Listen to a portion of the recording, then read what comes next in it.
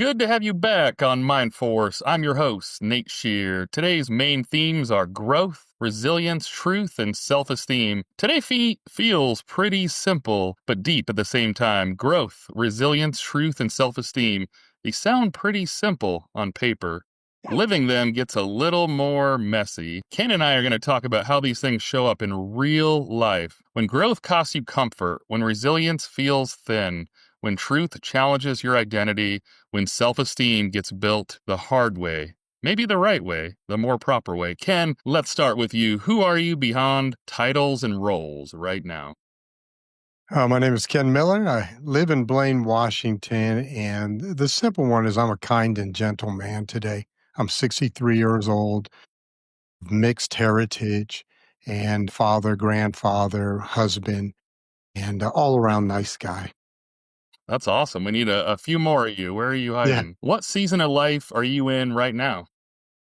Well, that is defined by the individual. Most people would say I'm older individual. I'm 63 years old, but many times my wife will tell you I act like I'm about 20, but I'm 63. I'm a grandfather. And I'm in that, that I'd say that last quarter, I hope it's a quarter, but that last quarter, I'm hoping for another good 20 years of giving back to communities and giving back to my family and also treating myself with some self-respect. Awesome. Yeah, age is just a number. I'm coming up on Mhm. 40 and I feel like more in the 20s. I say 29 when people ask. It's a little bit easier. Well, Ken, I'm curious, what pulled you into this conversation today? I love being on podcasts. I love being able to express what I don't see a lot of, which is just one man's opinion and or experience what he believes is truth and then be able to express those because there's a lot of people I think are uncomfortable expressing their truths or they Mm, haven't defined them. So I come on shows like this and I'm just so thankful, Nate, that you've given me the opportunity to, again, share my truth. I've experienced things that many people will never experience and have never experienced. That's my truth. And I hope be able to express some of that.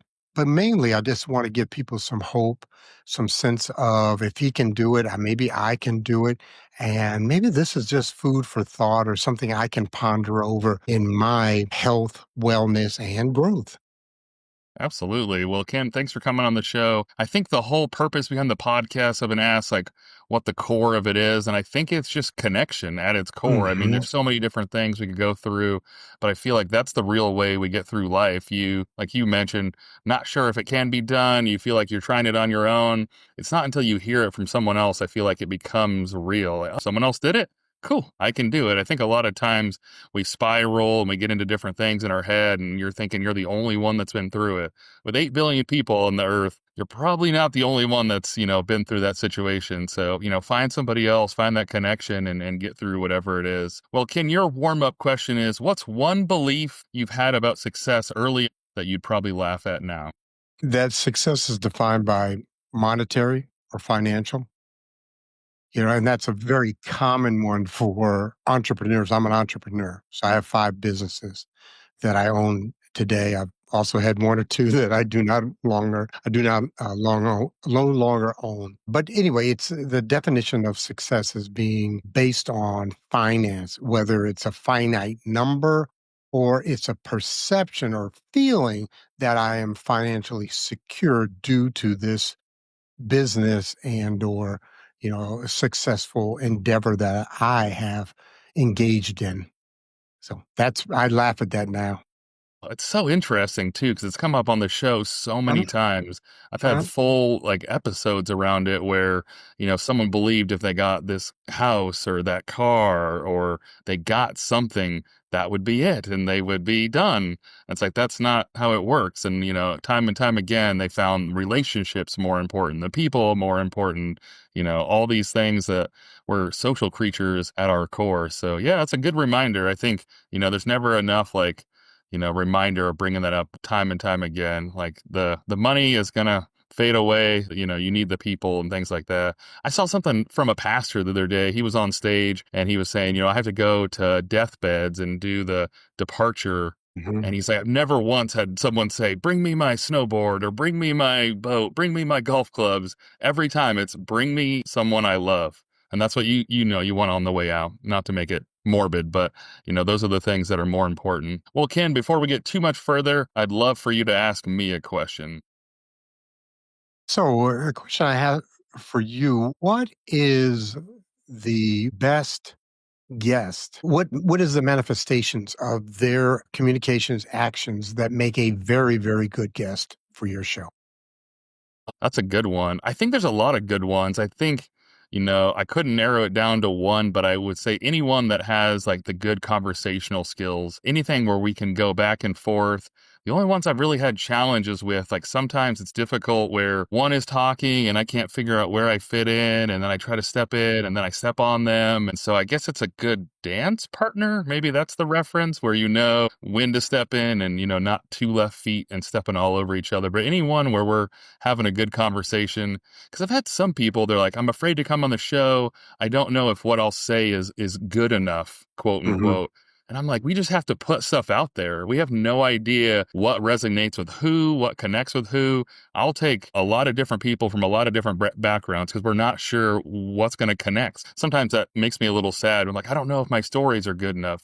I don't know either, but let's get them out there. Let's try. I Right, don't know. That might be the story right. that someone needs. So I think sometimes we internalize too much, like, oh, I'm not good enough or something.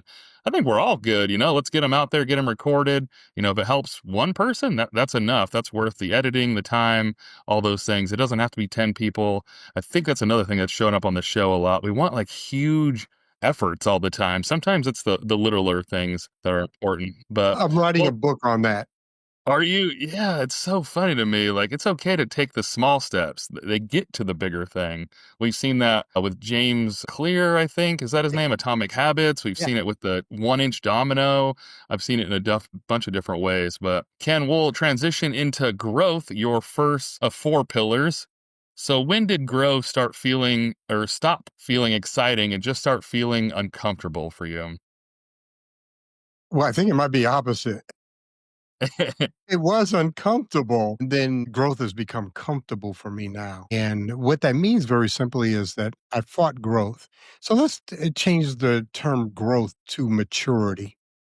And then there's even a higher level called discernment. And what I had was let me give a real quick background. So people have to understand where I've come from to understand why I talk from the platform I talk today.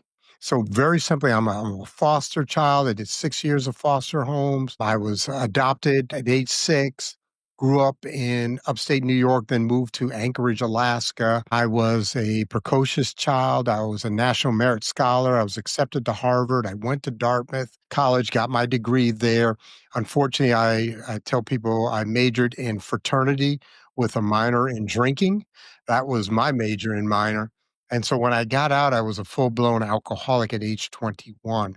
I went to treatment, got cleaned up, went into the corporate world, did very well for 2 or 3 years, relapsed. And then I was to spend the next 20 years homeless on the streets.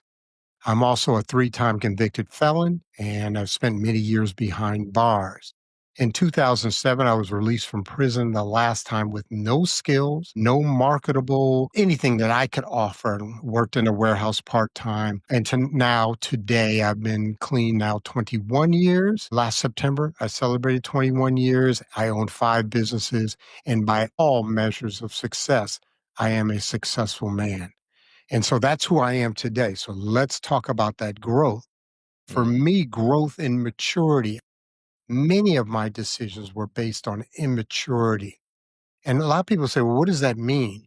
Well, it means that I make decisions based on really how a child makes decisions. A child who is 3 and 4 years old makes decisions on 2 things: me and right now. They're not thinking about 10 years or 20 years or when I retire when you are 3 years old.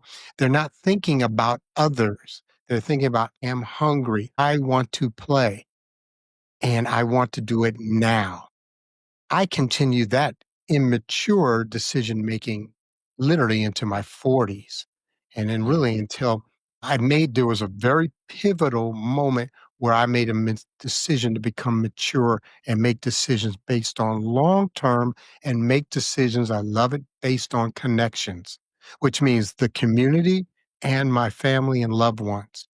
Let's put them first. And in actuality, I put God first and then my wife. And then there's a whole bunch of other people. And then I'm down there about six or seven.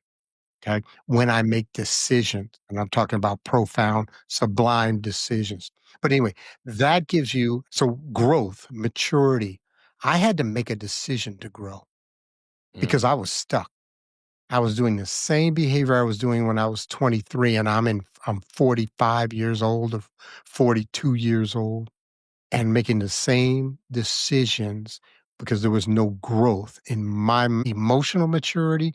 You could say intellectual maturity, physical maturity, and my spiritual maturity or that's spiritual so growth. You can change the word.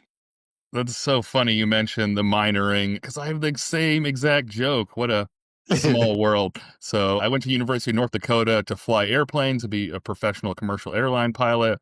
But I Mhm. always say I majored in beer pong and minored in poor decision. So that's kind of funny. I have Oh, that's nearly the funny. exact same joke. And it's interesting about the long decision because I saw a thing about kids and they were looking at kids and one of the ways they could determine if they would be successful later on was they'd offer them a marshmallow. And if the kid would take one marshmallow immediately, they'd see that they were very short-sighted. But if they could get them to understand that if they waited, they said what it was. If you wait 10 minutes, I'll give you two marshmallows, but you'll get none right now. And that was pretty interesting. It was like 5 minutes, 10 minutes, very short. But if they could look long enough, like, hey, if I just wait, I get two instead of one. But a lot of them still took the one right away because they're kids and like you said, That's immature. famous. It's a famous experiment in behavioral science. It's a Yeah. heuristic. We call it a heuristic. What the manifestation is this is that to make decisions long term, you have to do things today. But what it also means is that you have to preclude pleasure and you have to absorb pain. Those are the Mm, two things that are difficult for humans. And so there's pleasure in the now, and then there's also putting off discomfort in the now. But for success and growth and maturity, you have to be able to do that and do that on a consistent basis. James Clear talks about that in Atomic Habits. And it's about those small incremental habits that in the beginning, especially, are discomforting. That's the word I use, but they're all on the what I call the wavelength or the scale of pain, and it's just a low level pain. It's discomfort. that makes sense. So you said you got out the last time, out of curiosity, the last time you got out, had no skills. What age was that? It was exactly I got out in '07 and I was born in '62, so I was 45 years old. So what would you say to somebody like, oh, I'm too old. I can't learn new tricks? You're incorrect. What I would say to them is that there's always the beginning, which is today. And you have the rest of the future, which is unknown for 99.9% of us. And so why not start? I could have again gave up. I've been down. It was the third time I got out of the penitentiary. First two Mm, times I went back to the same behavior and actions, and they gave me the same results. Now I had to, and believe me, it was discomforting to not use. It was discomforting to not spend my money right away. It was discomforting to go down there and ask for a job to, work in a warehouse picking, materials. My ego, hey, I'm an Ivy Leaguer. Hey, I used to, be a corporate superstar. Yeah, well, right now, you just need to get a job and yeah, you that's need to save up interesting. your money to do XYZ. And so anyway, I did those things and you, the listener who is maybe at that position, because we come out of that many times out of especially drug addiction. We come out of that out of bad relationships or relationships that have gone. We come out of that just waking up one day and saying, hey, I need to make a change. I need Mm. to grow. I need to mature. So how do I go about doing that? And very simply, I'll make this quick because we could spend 45 minutes just on this. There's four areas: physical, intellectual, emotional, and spiritual. And so the key, key, key component is you have to do a self audit. On a scale, you can just do a 1 to 10. On a scale of 1 to 10, where is my physical? On a scale of 1 to 10, how am I intellectual? When was the last time I read a book? Not YouTube, okay? Not Netflix, a book, okay? Third, where am I emotionally? With with two entities, where am I emotionally with me? That's my self-esteem, a lot of that. And where am I emotionally with others? Okay. Do I have resentments? Do I harbor hatred? Do I have friction in my relationships with colleagues, coworkers, and or family members or loved ones? And then the fourth one, let's audit. Where am I spiritually? Where am I with a belief and or a trust in an outside entity that can modify my behavior? That's the key. I cannot say that enough. That can modify, whether you call it Buddha, Allah, Jesus Christ, God, whatever it may be, does it modify your behavior? Because if you come to me and say, I have a spiritual entity, I'll call it God. Does it modify your behavior? Through prayer and meditation? Because in the end, it's the behavior, it's the actions that are going to be the marker of your quote unquote success and growth. So, Ken, I'm really curious. I love psychology, but it's just so confusing and interesting to me. So, some people identify they're off the track and they get back on. Some, a lot of times we hear, "Oh, rock bottom," and they bounce. So, you said, you ended up going to prison multiple times. So, what do Mhm. you think, looking back, was the difference between time one, two, and then the third one, where it's like, "Hey, I gotta figure this out." Why It's was easy three different than two? because I made it different. I made Mm, it different. And then I was blessed with a conversation from God. I know exactly where I was and exactly what I was doing. I was in Unit 13, lying on the bunk in the afternoon, getting ready to go back to prison again because I had been caught with selling crack cocaine. And God and I had a conversation. Let me put it this way, I listened. That's what was different. I listened. And God there it didn't is. say, I'm going to give it to you. God didn't say this is going to be easy. He said, I would be there with you. Mm. I'll never forget it. I talk about it in my book. I talk about it on different podcasts. But the key thing is, once that happened, I still knew I needed to go into these four areas. Physically, I was a disaster because of the crack cocaine. Mentally, I would read a paragraph in a book or a magazine, and I could not tell you what the first sentence told what the first sentence was by the time I got to the last sentence in the paragraph, because my brain wasn't used to thinking. Mm. So when I got to prison, I read one year, I read 130 nonfiction books. 1 year. I went in the gym, I set records as a power lifter. Okay, truth. I deadlifted 518 at 198. Anyone who knows that. Then, probably the most important, or really the two most important, emotional. I went and sat down with a counselor and shared my secrets because my secrets were really was the probably the biggest bugaboo or the biggest Mm. impediment to my growth was my secrets. Because my secrets told me I was less than. My secrets told me I wasn't worthy of success or good things in life. That's my secrets. So I sat down and took away the power of the secret. And then I started my investigation into the spiritual. And I did. That's all. I investigated. I mean, I went to Islamic services. I went to Christian services. I went to a Native American. Why? This is in prison service, and I'm very comfortable with my spiritual presence in my life. I use it to modify my behavior, but it's rare that I have to go into prayer. It's very rare because I only pray for God's will. That's the only thing I pray for. I don't pray for people's health. I don't. That's just my choice, my decision. But I do pray for God's will and the power to carry out. Give me indication of what is the next indicated correct thing to do in this situation. But my life is so smooth.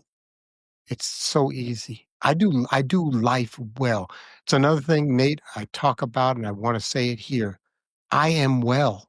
I am well. I am competent to life. And I make good decisions for me and my loved ones, especially for my loved ones and for me too. But I'm competent to life. And so what that gives me, so I don't do a lot of self-help, but I did 10 years.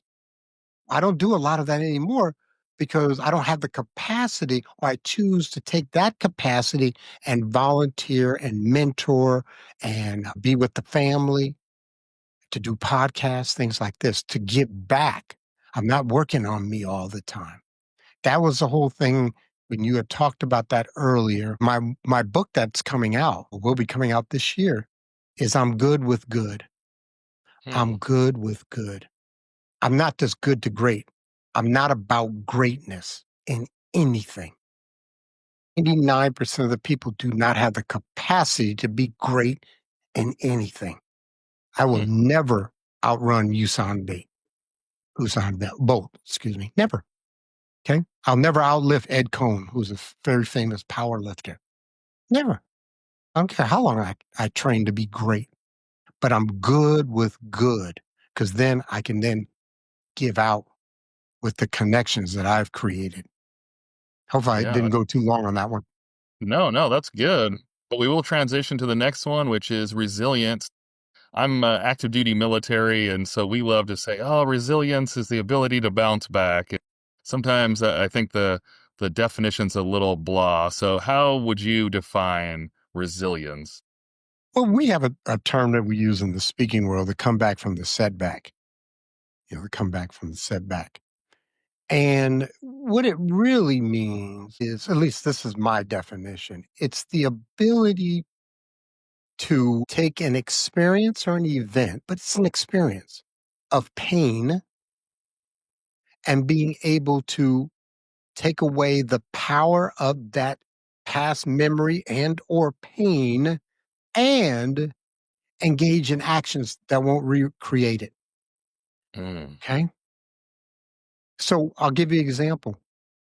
My father shot my mom 6 times, shot her, mm, and then came to shoot me at my job, went to hers. And when that happened and I went to the hospital, my mom was in pre-op, all that blood coming through the sheets. I'll never forget that because she's getting ready. I just came in, right after the shooting. And I had just one emotion, which was hatred mm, toward my father. And I used that for a lot of years to justify my addiction and alcohol. And I had other ones too. I had other secrets that I used. So that was a setback. That's a profound setback. How do I come back? And I mean, come back to wellness, because I was born an innocent child. I was a good kid. I was afraid, but I was a good kid. And how do I come back to that state of being of grace within myself and in my relationship spiritually? And I can't do that harboring hatred. And so my dad and I, years later, we spoke, and I let go of that. And I let go of that rationalization or excuse, but more importantly, I let go of that taking up space that in an emotion would bring up anything that would trigger a thought of my father. And now I don't. I have true, Nate. I have no resentments, not a single resentment toward any human being in this world, and including myself. So that's a part of resilience. And I speak on this from the stage, and there's a process that we go through, or we can, that I suggest. But the key to resilience, the key is truth. It's truth. interesting. Yeah, So, one it's the thing I'd key. like to ask that I feel like it comes up quite a bit is the thought of people believing that they're letting the other person off the hook or something to that effect. What are your thoughts to listeners like, well, no, that's not fair because then they get off free? No, no. So what you're doing is you're saying that I am judge, jury, and executioner. and I will sentence you to pain or discomfort because you've created pain or discomfort within me. Hmm.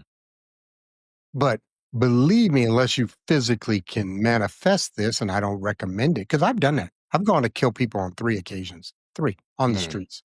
I was a drug dealer. I was a drug addict. Okay. And in that world, we have scripts that we believe we need to play out. And there were Hmm. people that quote unquote disrespected me, that the only way in my immature mind was to hurt them. So I Oh, go that to makes shoot sense. people. And I remember somebody said, were you going to kill them? I don't know. I was going to shoot them if they, I don't know, the bullets. I can laugh at this now because this is 20, 30 years ago. But anyway, going back, that's one of the key components is identifying this truth, be able to let go of that emotion that comes up in the present. Because the other thing that we do is we displace that emotion to another entity. We kick the dog. We holler at the children. We get into argument with our wife and had nothing to do with them. It's just that we build up so much angst, pressure, negativity that we need to let it out. And they're the victim of something that happened to us 20 years ago or 2 months ago or on the job today. That's so funny. I went through a training with the Harbinger Institute. They do outward mindset training. And one of the things I'll always remember is there's a scenario and they go through it and like the husband and wife are arguing. And I think the title of it is It's Not About the Dishes, which I always thought was funny. Arguing about you didn't put the dish away. You put the dish in the wrong way. And it's not actually, there's something else. Maybe Many sometimes times. it really is about that thing, but I think most of the time. One thing I'd love to ask you, Ken, I'd love to do a dissertation on this. I have Okay. my master's, but I don't know if I'll ever get to a doctorate. But if I ever do one, it's on this. And so I'd love to hear your opinion. Why do you think that some people use difficult times and difficult upbringings to catapult themselves into amazing things and then other half into drugs and alcohol? And, there's a fine line. Something happens where you use it for good or not for good. And what is that? What happens? What happens is that there's an internal conversation. So we speak to 3 entities. You see, I use the word entities a lot because it's very encompassing. So we talk to others, which is the external. We talk internal, and we talk to a spiritual presence if we believe in one. Okay, so we have these 3 conversations going on literally almost at all time. A lot of times we're not in the spiritual. Like I said, I don't pray that often because, quote unquote, I don't need to pray that often. That's just my opinion and my truth. But we have these conversations external. But the key one is that internal, it's self talk. Okay. So an individual that is has high self esteem, they use the setbacks. They just use past pain as a motivator or as a tool to a greater good. That's what I've done. I've taken all my negative things, literally all of them, and now I speak from the stage about them. And what it's done is it's again a tool. Or the the worst thing is that you take these negative experiences and you say it's about me. I talk about this. I have this topic I talk about, which has been worked really well. The difference between guilt and shame. Guilt says, I did this. Shame says, I am this. Mm. And when you take into that concept of a state of being that is negative or less than, it is difficult to treat yourself with love, respect, and honor. Very difficult. So we take these negative, it's my fault. Or these negatives, it's because I'm weak. Or these negatives, why did they do this to me? Why did God let this person do this to me when I was 8 years old? Okay. And what we can do is take those experiences, bring them into the sunlight of the spirit. And I'm talking about talk to someone you trust, take away the power of that negative secret, And then if you so choose, you can use that as a motivator that I am better than this because I have value. I have competency to life. I have self-respect and I love me. Man, I'm not saying that this didn't take me. That one day in the prison, it took me another really good, I'd say 7 years. But I'll put it this way. I've been well probably since about 2021. Okay. I got out in '07. So let's say it took 14 years to get to the level where I feel well now. And I've been well for years now. I'm glad you're on the other side. It reminds Mhm. me of I one am of my too. one of my favorite quotes from one of my favorite books. It's Fierce Conversations by Susan Scott. Mhm. But her quote is, "We're having conversations all the time, and sometimes they involve other people." So she's talking about Yeah. the inner Self-talk. monologue that's She's talking about running self-talk. Let me all the say time. something to that. This is a very good, and I want the listener to hear this too, and I want you to hear this, Nate. I can tell more about your self-esteem by how you take a compliment than by how you take a criticism. Okay. Because if I give you a compliment and you deprecate it, or you try to defer it, or you try to diminish it, or you try to give it to others, that tells me it's not in congruence with your self talk about your value, whether it's a specific event or an experience or as a whole. If I come up to you and say, "Hey, Nate, man, you are good people." That was like the highest compliment we could give on the streets. We just said good people. Man, you are good people. Oh no, man, I had the problem with my wife, and hey, I didn't do too good in the unit exercise we just did. Blah, blah, blah, blah, blah, blah, because it's not in alignment. Hmm, But if I give you a criticism and you're like, "Oh yeah, yeah, I'm gonna work on that," because that's in alignment with your low self-esteem of your competency and value. So that's anyway, interesting. it's a Yeah, that's a good endorsement. one. Sorry.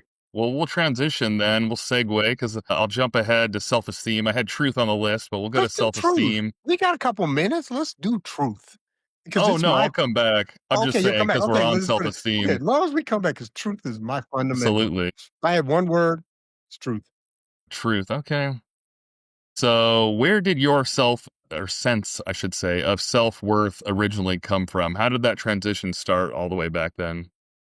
Well, it started as a child because my adoptive mother, Irene Miller, gave me a high sense that I was valued and loved, period. Hmm. So I had it. Then when I went into my addiction, wasn't even really my addiction. I went into college broken at age 17. I went to college at age 17 broken. And what I mean by broken, my father was a violent alcoholic, ended up shooting my mom. And so I went through a lot of beatings and violence as a child. And I couldn't understand it because it's hard to understand as a child because there's not reasons. And there weren't reasons other than he was an alcoholic that was bringing all of his pain and less than feeling as a black man growing up in the 30s, 40s, fought in World War II. And I'm the recipient. Okay. So believe me, I could talk about this for a while, but I understand my father. I even understand why he shot my mom. I just understand. It doesn't mean that it was all right, but I understand. Okay. Had the myself, then I did a lot of actions. This is one of the worst feelings in the world is when you wake up and you don't trust yourself. You Mm. don't trust yourself to make good decisions. And I didn't for 20, 30 years. I would wake up to me and I'm like, dang, it's me. And I got to navigate this world and I make a succession of poor decisions. And so once I started making good decisions, and I can almost give you the date. Really, the date was that day was on that in the Unit 13 at Par Boulevard Jail. That's when I started making a succession of good decisions. Now I had some hiccups along the way, believe that. You don't know what you don't know. And then again, you seek pleasure and you try to put off pain. And I did that. I did that in my marriage, and that got me in a lot of trouble. I got that. I had it happen with my relationships with others. Again, what my main indicator of conflict is friction between others. If someone's mad at me, there's a reason. Usually there's a reason.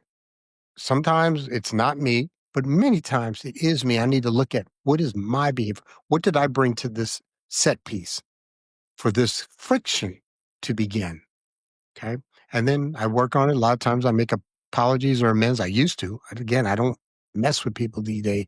I haven't made an apology in a long time because I don't have friction. I don't see friction. Nobody brings to my attention because believe me, if it's something in the family, my wife will bring it to my attention and I've caused friction.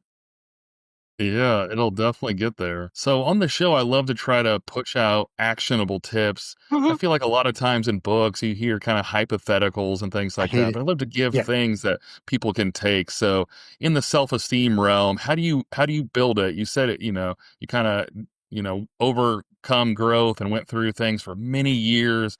What's a tip someone listening today could start to rebuild and continue to work on self-esteem? First thing, Six Pillars of Self-Esteem by Nathaniel Branden, period.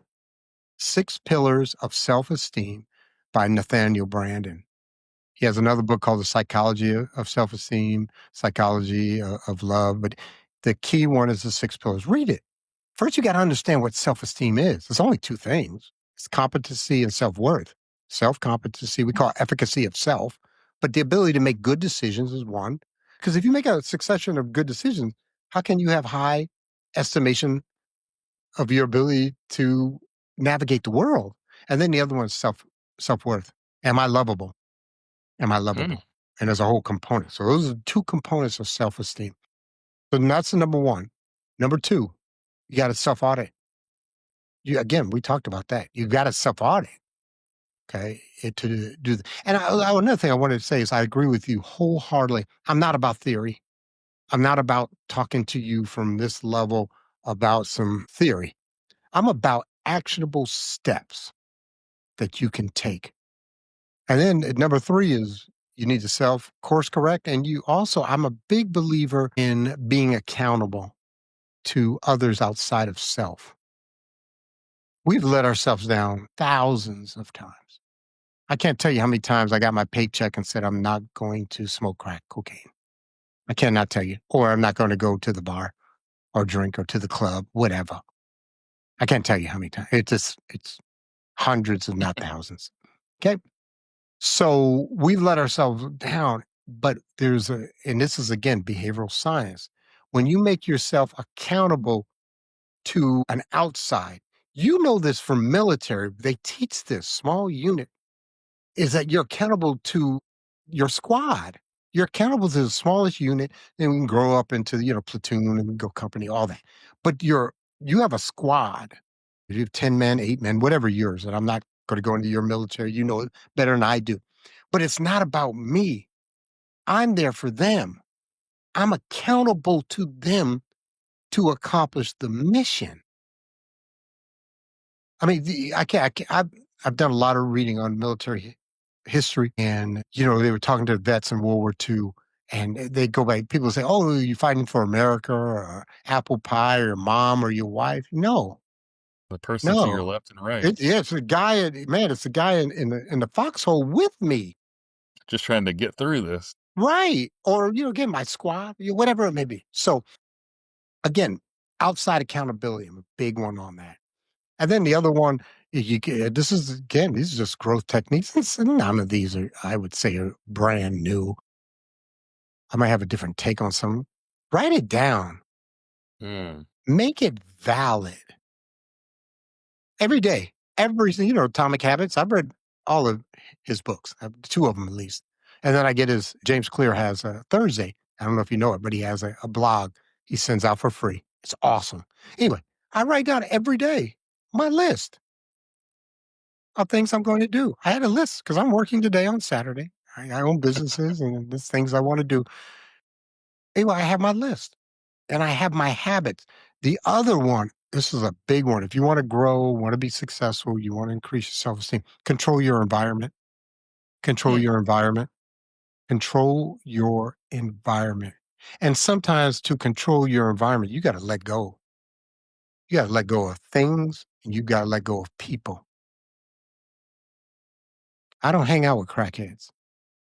I don't hang out, be honest with you, with ex-cons. I might see them in a meeting here and there, but I don't go down to the corner and try to kick it with the guys. Even though where I live in Blaine, Washington, I don't know if there are any corners I can kick it with. That's awesome. Yeah, I mean, you got to surround yourself with like people that want to continue to do successful things, and iron sharpens iron. Well, Ken, your last truth or last pillar is truth. Ken, what was the hardest truth about yourself that took you the longest to accept? Very good question. Just give me a second on that one, because I want to give you a good answer on that one. Repeat the question one more time. What truth about yourself took the longest to accept? So many. The truth is that, now let's put it in this term, that I'm just a child of God. Mm. I have a finite amount of time on this earth. Yes, I've made some mistakes, I've done some good things, and that I'm all right. The truth is, I need to forgive myself. And until I could, I did some bad things, bro. Some bad things. I've hurt people. Okay. I put people in the hospital. Okay. I've sold drugs. I've prostituted teenage girls. I've done some bad things. Okay. And it took me a long time to forgive myself for being a broken, fallible, mere child of God of 8 billion people. When I did that and embraced it and believed it, it allowed me to go on. But to do that, I had to see. And that's why I use the term now. And I didn't, even when I first started doing podcasts, I was broken. I was broken. I was broken when I was 6, because I went through foster homes, which was nothing nice. Okay. I was broken when I went off to college because I came off of all this violence and self doubt. I was broken when I got out of college because now I added alcohol to the stew. I was broken when I got my first felony, my second felony, my third felony. I was broken when I got out of prison and had 5, 6 years and was engaged in infidelity. I was broken. And I had to look at all those. I had to look at all those things that I had slid away from God's will and God's plan for me. And I know what that is. I understand God's will. And once I put myself in alignment, again, the word we use is congruence with God's will, my life has been beautiful. Things happen to me, Nate. Things are going to happen to you. People are going to die on you. Relationships are going to be severed. You will have financial setbacks at some point. You will have health issues at some point. But how you deal with that and how you see those as a small microcosm of your total life or this whole world is a lot of times going to make or break you. Okay. And I'm not trying to talk to you or lecture to you. I'm saying this for myself, but I understand that all now. My best friend is dying right now. Dying. Stage 4 prostate cancer. What do I do about that? Number one, I understand that's a truth. That's God's truth. And number two, what can I do to help you, bro? It's my cuz. What can I do to help you? And so I've flown out there twice. I went on 1 day's notice to help him because I have the capacity to do that. Plus, it's the right thing to do. Absolutely. Some good truths. We're all flawed humans, but never too far from the love of God. Mhm. Well, Ken, my final piece is always trying to Okay. bring it all together. So, Ken, how do growth, resilience, truth, and self esteem reinforce each other when life gets hard? When what gets hard? When life gets hard. Oh, I think you said love gets hard. It's like, huh? They're all tools and they're all ways of looking at the world. Some people come to me and say, man, I wish I was successful like you are. I said, you're not because you don't think like I think. That's one of the reasons why. And that's not ego. I'm just saying you don't think. You haven't done. I've had a lot of discomfort. Yeah, I have a whole talk on the grind. What does it mean to grind? Okay. And anyway, using all those truth, resilience, success, the ones that we've mentioned, those are all tools to change the way that you look at the world. This is one thing I'll also end with is when we tell our stories, and I learned this, I'm neither or neither the hero nor the victim. Because I used to tell stories from both aspects. I'm not a hero and I'm not a victim. I'm just a child of God. I'm just a 63-year-old Black man living in Blaine, Washington that has some truths. And I hope something has resonated with someone in the audience. If I've helped one person, I've helped me just being on here, Helps me. you know? So, and again, so I thank you, Nate, because Nate, you had and have the courage to do this. This takes time out of your life. You're an active duty military or whatever your military status is that has commitments to family and are, to your vocation, your chosen vocation. But you've taken the time to provide something for the community, because that's what I call the larger entity, the community. And I applaud and honor that. And I also want to applaud and honor those who are listening. You're different. You are different in a positive way because you've taken the time to find this podcast and listen to two individuals share and discuss and have discourse, have opinions, have beliefs. But you're doing something that hopefully that you're trying to grow, to achieve success, to achieve maturity, to achieve those end results that you so desire for you and your loved ones. Absolutely. Just got to get a little bit better each day. I used to have a coworker, his signature block in his emails used to say, trying to suck a little less each day. Not that that was really good. Just make a few less mistakes the next day. Well, Ken, I appreciate your honesty and the way you showed up today. Before we wrap, where can people connect and learn a little bit more about you? Well, if you go to LinkedIn, become my friend. Connect with me on LinkedIn. Ken Miller 84 is my handle. If you would like to communicate with me, my email is ken@kenmillerspeaks.com. And if you want to give me a call, my number is 907-250-8488. I've had people from podcasts contact me and we've sat down and had lunch or dinner. They have Nice. flown up to That's literally awesome. I'm not gonna say they flew.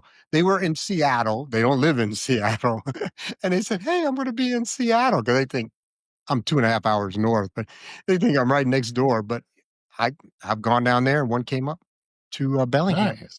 Yeah. That's good stuff. Well, to everyone listening, thanks for spending time with us. If anything today stuck with you, please share it, push it to someone that needs it, sit with it, act on it, do whatever you need, but try to get it out to another person. I love you all. See ya.